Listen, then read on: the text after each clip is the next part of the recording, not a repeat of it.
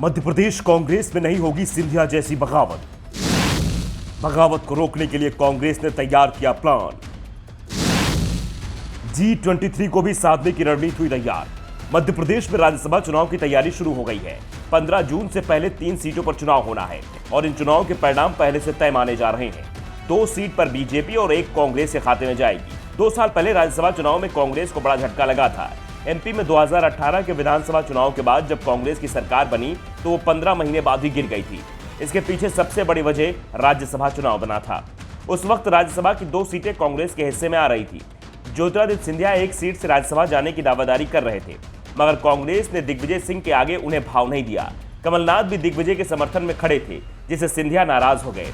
उन्होंने बगावत कर दी और कांग्रेस की सरकार ही गिरा दी।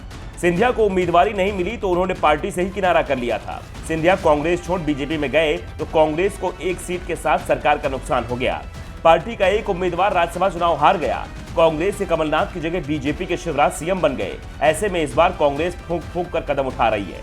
कांग्रेस को पता है कि उसका एक ही उम्मीदवार जीत पाएगा, इसलिए पार्टी 1 सीट पर ही चुनाव लड़ा रही है। और जहां तक बात उम्मीदवार की है तो वो भी तय हो गया है। कांग्रेस मध्य प्रदेश में कश्मीरी पंडित कार्ड खेलने की तैयारी में है। संकेत साफ है, विवेक तन्खा को दोबारा राज्यसभा भेजा जाएगा।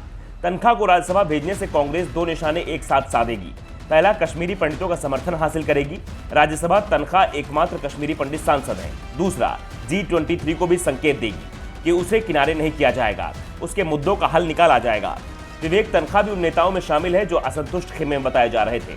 साफ है, 2 साल पहले सिंधिया असंतुष्ट दिख रहे थे, लेकिन कांग्रेस ने सिंधिया को सम्मान नहीं दिया तो वो सम्मान की तलाश में कांग्रेस छोड़ बीजेपी में चले गए। अब तन्खा भी सम्मान के चलते पार्टी को झटका ना दे दें, इसलिए उन्हें अपने पक्ष में बनाए रखने का बंदोबस्त कांग्रेस ने कर लिया है। तन्खा के नाम पर मध्य प्रदेश में कमलनाथ और दिग्विजय दोनों ही सहमत हैं। तन्खा की मुलाकात सोनिया गांधी से भी हो चुकी है और उन्होंने भी तन्खा के नाम को हरी झंडी दे दी है। दूसरी ओर बीजेपी में चुनाव को लेकर शांति है। दावा किया जा रहा है कि पार्टी को मिलने वाली 2 सीटों में से 1 सीट पर केंद्रीय मंत्री पीयूष गोयल को राज्यसभा भेजा जाएगा, जबकि दूसरी पर ओबीसी वर्ग से किसी को लाया जाएगा। पार्टी आदिवासी कार्ड भी खेल सकती है, क्योंकि निशाने पर 1.5 साल बाद होने वाला विधानसभा चुनाव है, जिसकी तैयारी अभी से शुरू हो गई है। मध्य प्रदेश विधानसभा की मौजूदा स्थिति को देखें तो विधानसभा में 230 सीटें हैं, जिसमें बीजेपी के पास 127 विधायक हैं। कांग्रेस के विधायकों की संख्या 96 है। इसके अलावा बीएसपी के 2, सपा का 1 और 4 निर्दलीय विधायक हैं। राज्यसभा की 1 सीट जीतने के लिए 58 विधायकों के समर्थन की जरूरत है। कांग्रेस और बीजेपी ये सीटें आपस में ही बांटते दिख रहे हैं।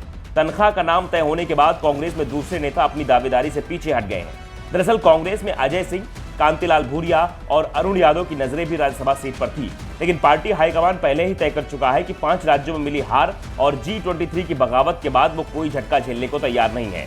इसलिए राज्यसभा चुनाव में बड़ा बदलाव नहीं होगा। तन्खा का राज्यसभा का कार्यकाल समाप्त हो रहा है, उन्हीं को दोबारा से राज्यसभा भेजा जाएगा।